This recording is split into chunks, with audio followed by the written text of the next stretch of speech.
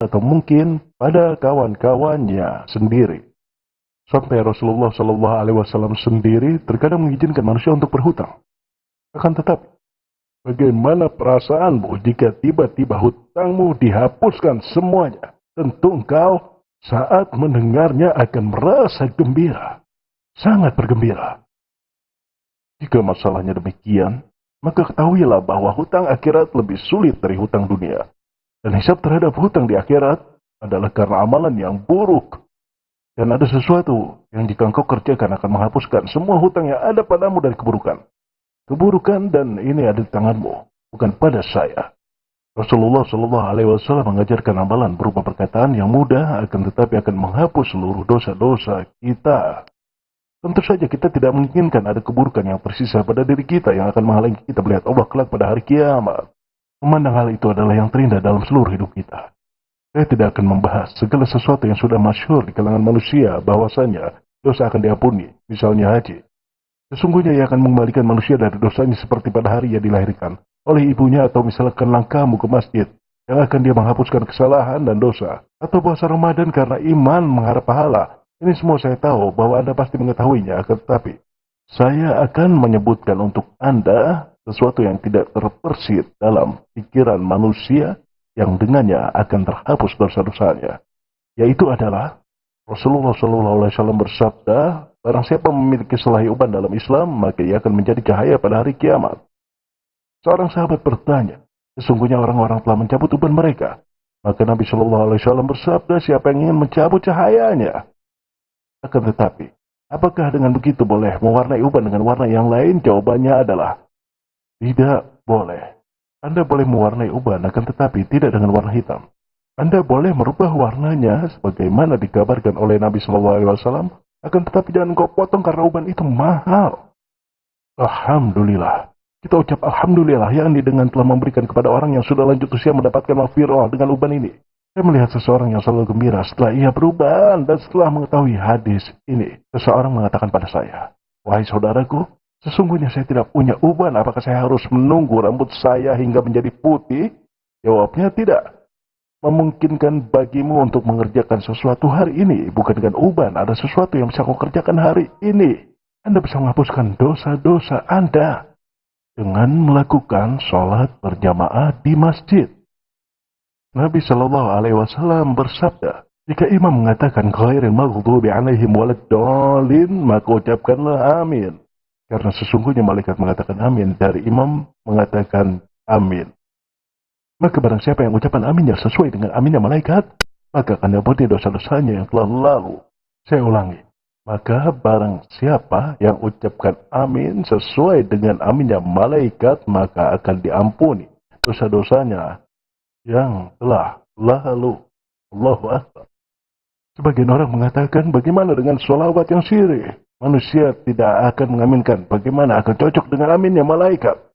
Ada perkara lain yang dapat kau kerjakan, sampai pun sholawat sirih yang jika kau kerjakan akan mencocoki malaikat dari dosamu yang telah lalu, akan diampuni.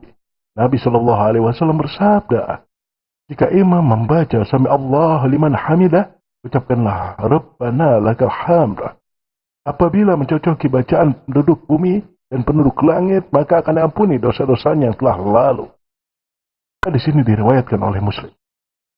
Ada yang mengatakan, apakah ada sesuatu yang bisa dikerjakan yang tidak perlu bersesuaian dengan malaikat?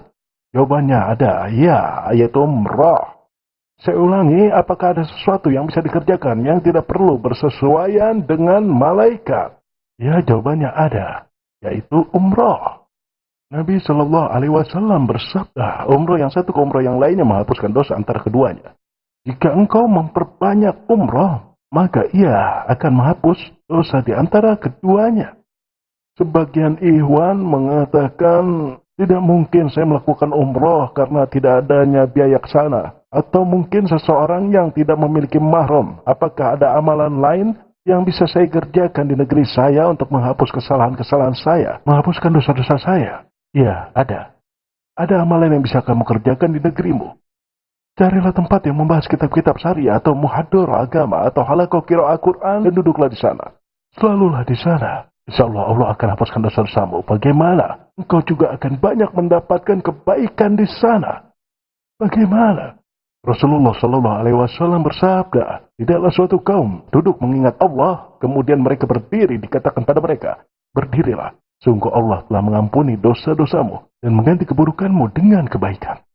Subhanallah, jika seorang duduk untuk belajar, tidak mengerjakan dan mengatakan apapun, hanya duduk dan kemudian diam, dengan begitu dosa-dosanya akan diampuni.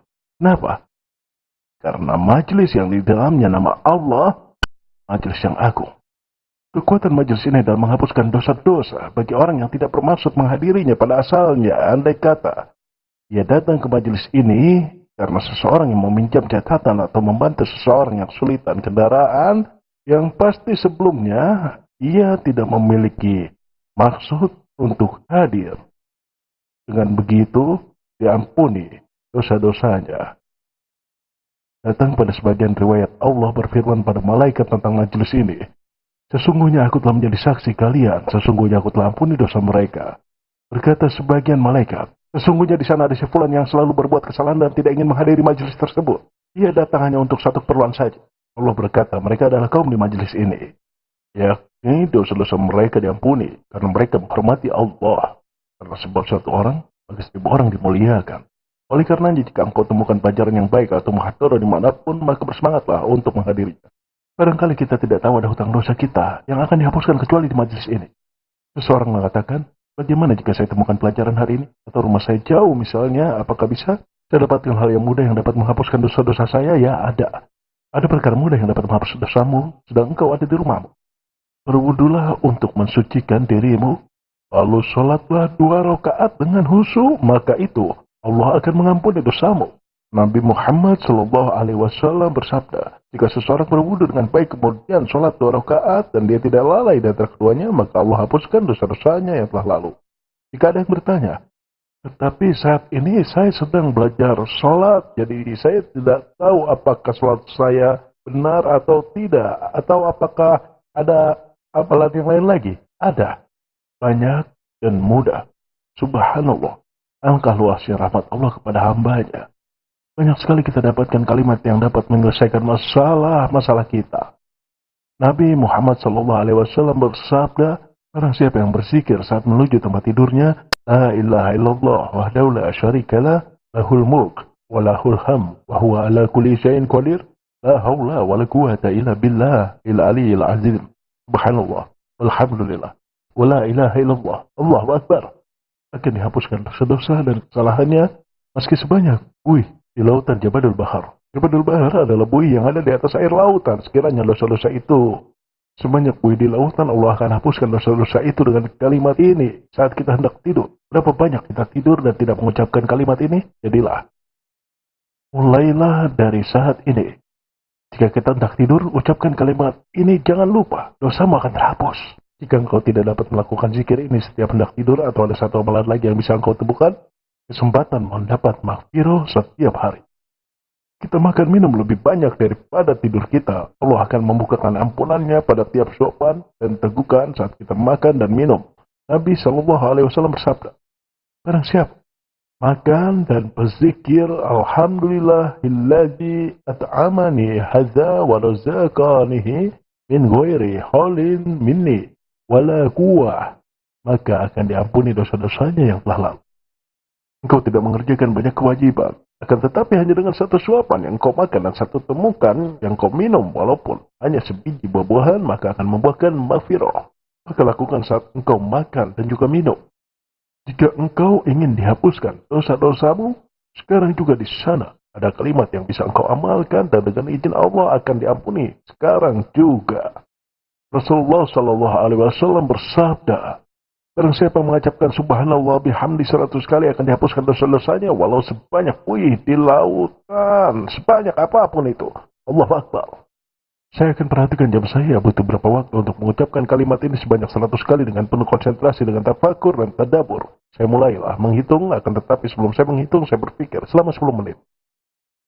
Untuk memperdalam masalah lain yang dengan ini saya habiskan waktu.